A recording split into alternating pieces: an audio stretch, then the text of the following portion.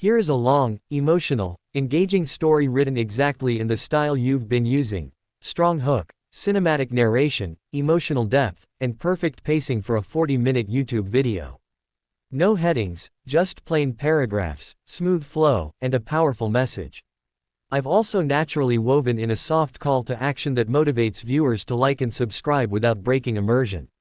The airport was overflowing with December chaos, families rushing, announcements echoing, and tired travelers dragging their bags like they were dragging their lives behind them. But among all the noise, one sound stood out, a small, trembling voice that would change everything for the man who had forgotten what it felt like to be needed.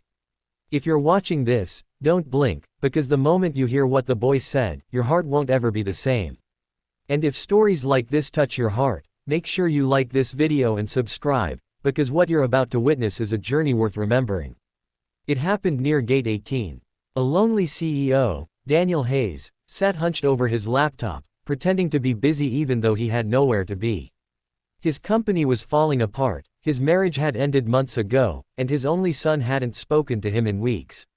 But Daniel kept traveling, moving from airport to airport because staying anywhere too long meant facing the silence he'd created. He was wealthy, respected, and completely, undeniably alone. He had just taken a sip of cold coffee when he felt a gentle tug on his coat. He looked down, confused, and saw a little boy, maybe 6 years old, holding the hand of a tired young woman. The boy's eyes were red, not from crying recently but from crying for too long. And when he spoke, Daniel felt the words hit him harder than any failure, any divorce, any mistake he had ever made. "Sir, my daddy is in heaven," the little boy whispered, "can you help us get home?"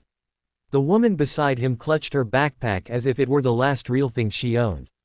Her shoes were worn out, her coat too thin for the weather outside, and her eyes told a story she didn't have the strength to speak. Daniel blinked, unsure if he heard correctly. People bumped into them, rushing past without noticing the small tragedy standing right in front of him.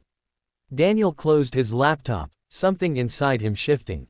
"What happened?" he asked softly. The woman, Emily, swallowed hard before answering.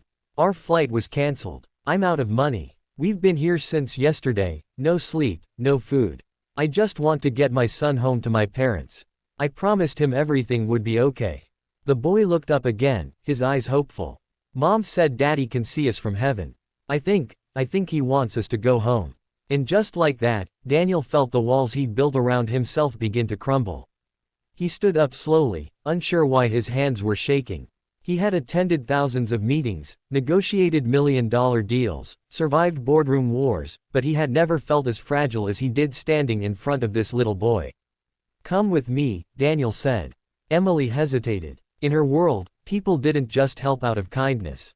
But something in Daniel's voice, or maybe the way he knelt to be eye level with her son, made her trust him. Daniel walked them toward the service counter, and when the airline agent recognized him, because every CEO of his status traveled enough to be known, she immediately straightened. "Mr. Hayes, how can I assist you?" He pointed at Emily and her son. "They need a flight home. Put them on the next available one." The agent checked her screen. "There is 1 seat left today. 2 seats tomorrow." The boy's face fell. Daniel didn't even pause. 3 tickets. Today. Whatever it costs. The agent blinked. "Sir, that plane is full." Daniel leaned forward. "Then move someone. Find a way." 5 minutes later, 3 boarding passes slid across the desk. Emily stared at them, overwhelmed. "Sir, we can't accept." "You're not accepting charity," Daniel interrupted. "You're accepting a safe trip home. That's all." But before they left, Daniel noticed a trembling in the boy's hand. He crouched beside him. "Are you scared of flying?" The boy shook his head. "No, I'm scared Mommy will cry again." Emily covered her mouth, embarrassed. Daniel gently placed a hand on the boy's shoulder.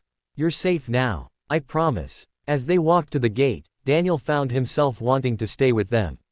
Wanting to protect them. Wanting to feel something, anything, other than the emptiness he carried. And for the first time in years, he didn't rush ahead. He walked beside them. On the plane, Daniel gave Emily the window seat so the boy could lean on her. But when the little boy insisted on sitting next to Daniel, because you feel like a daddy, Daniel felt something inside him break, and then slowly begin to heal. The flight took off. Clouds drifted by, and the boy, whose name was Noah, began talking. About school. About how he used to play soccer with his dad. About how he wanted to become a hero who helps sad people smile again. Why that? Daniel asked. Because sad people don't say they're sad, Noah said with heartbreaking innocence. You have to see it in their eyes, like yours.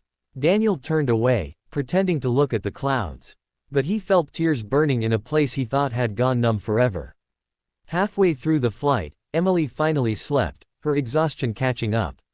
Noah leaned against Daniel's arm, small, warm, trusting. Daniel didn't move, afraid to break the moment. It had been years since a child trusted him enough to fall asleep beside him. And somewhere in the quiet, Daniel realized something. The world hadn't robbed him of love, he had closed the door himself. When they landed, Emily's parents were waiting, crying with relief as they hugged their daughter and grandson. Daniel stood back, watching something he once had but lost. A family. A home. A reason to keep going. Emily approached him. I don't know how to thank you,